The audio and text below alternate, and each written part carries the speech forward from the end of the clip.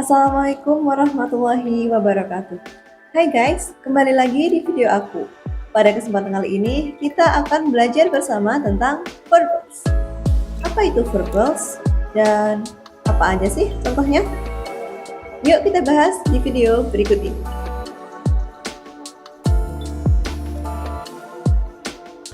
Oke teman-teman, langsung aja kita ke pembahasannya ya. So, apa itu verbs?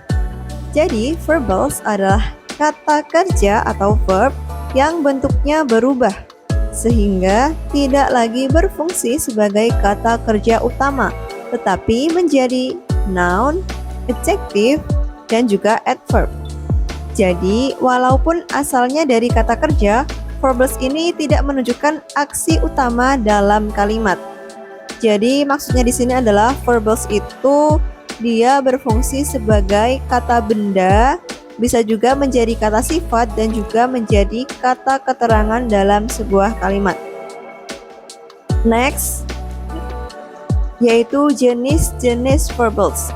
Nah, verbs ini ada 3 jenis nih teman-teman. Yang pertama dinamakan dengan gerund, yang kedua infinitive, dan yang ketiga participles. Ini ada present dan juga past participle. Oke, kita bahas gerund dulu. Apa sih gerund itu? Jadi, gerund adalah bentuk kata kerja yang diakhiri dengan ing dan berfungsi sebagai kata benda dalam sebuah kalimat. Jadi, gerund ini sudah pasti verb ing ya teman-teman. Kemudian, gerund selalu berfungsi sebagai noun atau kata benda. Jadi, bisa menjadi subjek, objek, maupun pelengkap. Nah, di sini aku udah kasih contoh gerund dalam kalimat. Di sini ada 3 contoh. Yang pertama yaitu gerund sebagai subjek. Kalimatnya, swimming is good for your health. Perlu diingat kembali bahwasanya gerund itu pasti verb ing ya, teman-teman. Jadi ini bisa kita lihat bahwasanya swimming merupakan gerund dan swimming adalah subjek dari kalimat ini. Kemudian contoh yang kedua itu sebagai objek. Kalimatnya, she enjoys reading novels. Udah jelas bahwa reading itu gerund karena gerund selalu verb ing. Dan reading di sini menjadi objek dari kata kerja enjoys. Contoh yang ketiga yaitu sebagai pelengkap subjek. His favorite hobby is painting. Painting melengkapi informasi tentang subjeknya yaitu his. Oke, next. Yang kedua yaitu infinitive. Nah, infinitive adalah bentuk dasar dari kata kerja yang biasanya diawali dengan kata to, seperti to eat, to go, to read, to be, to learn, dan sebagainya. Infinitive dapat berfungsi sebagai noun, adjective, dan juga adverb. Oke, ini adalah contoh infinitive di dalam kalimat. Yang pertama, infinitive sebagai noun. Contoh kalimatnya, I want to sleep. Jadi, infinitive itu memiliki ciri utama yaitu pasti ada kata to di depannya. Jadi, bisa dilihat di contoh pertama ini, dalam kalimat I want to sleep, kata to sleep adalah sebagai infinitive. To sleep sebagai objek dari kata kerja want. Kemudian yang kedua sebagai adjective, yaitu menjelaskan kata benda. Contoh kalimatnya, she has a lot of homework to do. To do di sini menjelaskan homework dan to do adalah infinitive. Yang ketiga sebagai adverb, yang fungsinya untuk menjelaskan tujuan, alasan, atau cara. Contoh kalimatnya, he studies hard to pass test. yaitu pass the test. Ini menjelaskan mengapa sih dia belajar keras. Oke teman-teman, perlu diingat bahwasanya sebenarnya infinitif itu tidak selalu pakai kata to terlebih dahulu. Dan hal ini disebut dengan bare infinitive. Jadi biasanya ketika tidak menggunakan to terlebih dahulu, maka bisa menggunakan modal verbs seperti can, may, must, dan lain sebagainya. Kemudian bisa juga diawali dengan kata seperti let, make, help. Contohnya di sini let me go, kemudian she made me cry. Kemudian ada he helped me find my phone, dan seterusnya. Di sini aku kasih lihat tentang perbedaan gerund versus infinitive. Jadi sebenarnya kata kerja itu ada yang hanya diikuti oleh gerund dan ada kata kerja yang hanya diikuti oleh infinitive. Tetapi ada juga beberapa kata kerja yang bisa diikuti oleh gerund maupun infinitive, tapi bisa beda maknanya. Di sini aku kasih contoh. Untuk yang pertama, itu ada kata kerja yang pasti diikuti oleh gerund. Dan untuk hal ini kalian harus menghafalnya ya. Contoh katanya ada enjoy, avoid, admit, suggest, finish, deny, consider. Dan kemudian kata kerja yang diikuti oleh infinitive itu ada decide, want, need, hope, plan, promise. Dan kata kerja yang bisa diikuti dua-duanya tapi memiliki makna yang berbeda itu ada kata remember, stop, try, dan forget. Untuk contoh kata yang bisa diikuti oleh gerund maupun infinitive, ini yang pertama ada I remember locking the door. Contoh yang pertama ini sudah pasti gerund ya, karena gerund pasti berbentuk verb ing. Kemudian yang kedua, I remember to lock the door. Dan contoh yang kedua ini merupakan contoh dari infinitive. Bisa dilihat perbedaan dari maknanya. Contoh yang pertama itu menjelaskan bahwasanya dia ingat kalau dia telah mengunci pintu. Kemudian kalau contoh yang kedua, maknanya menjadi dia ingat bahwasanya dia harus mengunci pintu.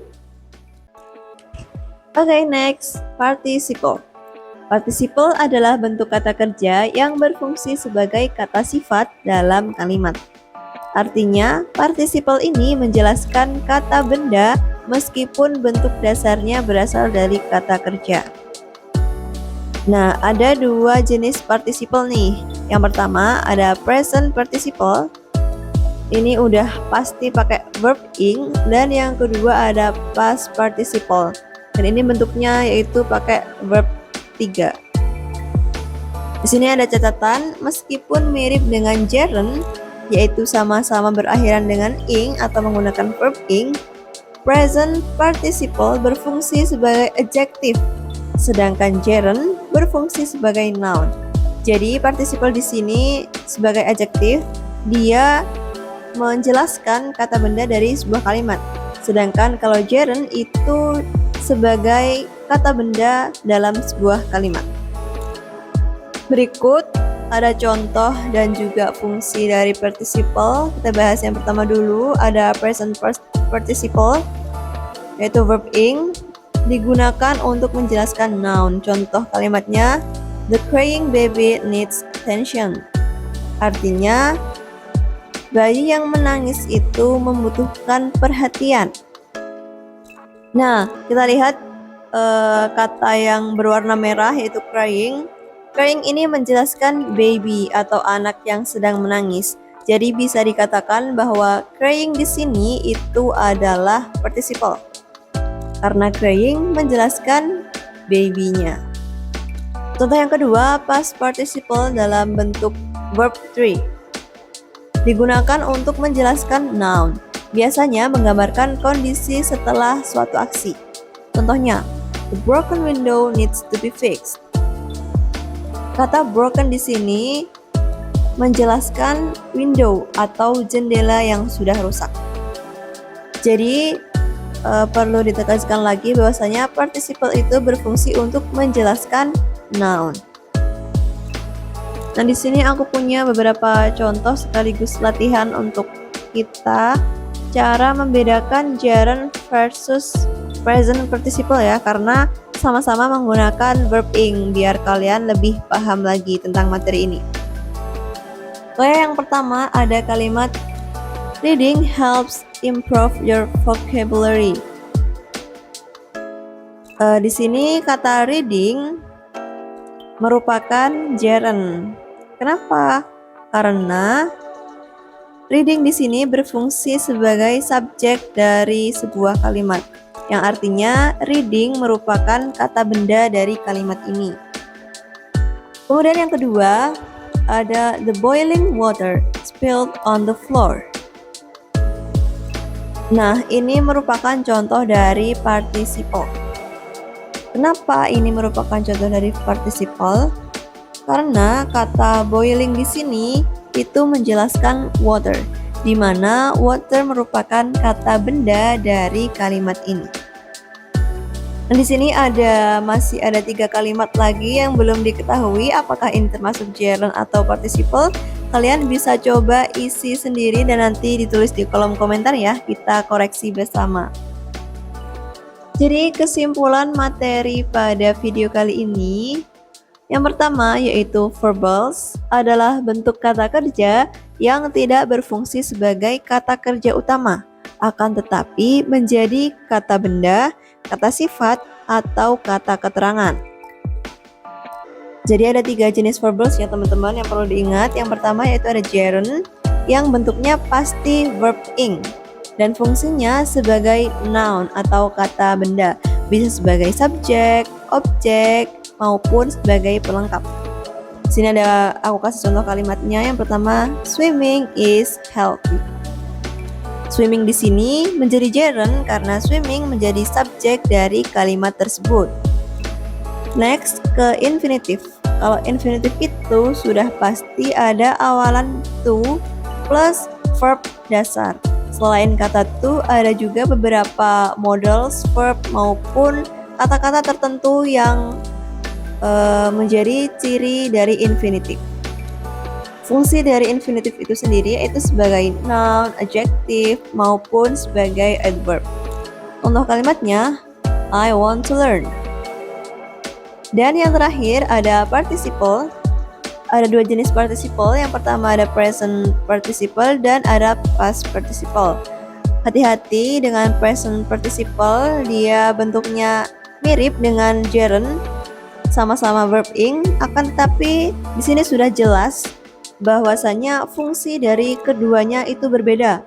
Kalau participle dia adalah menjelaskan noun atau kata benda dalam sebuah kalimat. Contohnya di sini ada the broken glass is dangerous. Oke guys, itu tadi materi tentang verbals kali ini. Bagaimana materinya? Mudah dipahami kan? Tentunya kita harus sering-sering berlatih dan juga belajar, tidak hanya sampai di sini saja, tapi kalian juga bisa mencari referensi dan sumber belajar lain untuk bisa lebih menguasai materi kali ini. Cukup sekian yang dapat saya sampaikan. Terima kasih dan harapannya semoga materi ini bisa bermanfaat untuk kita semua. Saya akhiri. Wassalamualaikum warahmatullahi wabarakatuh. Bye-bye.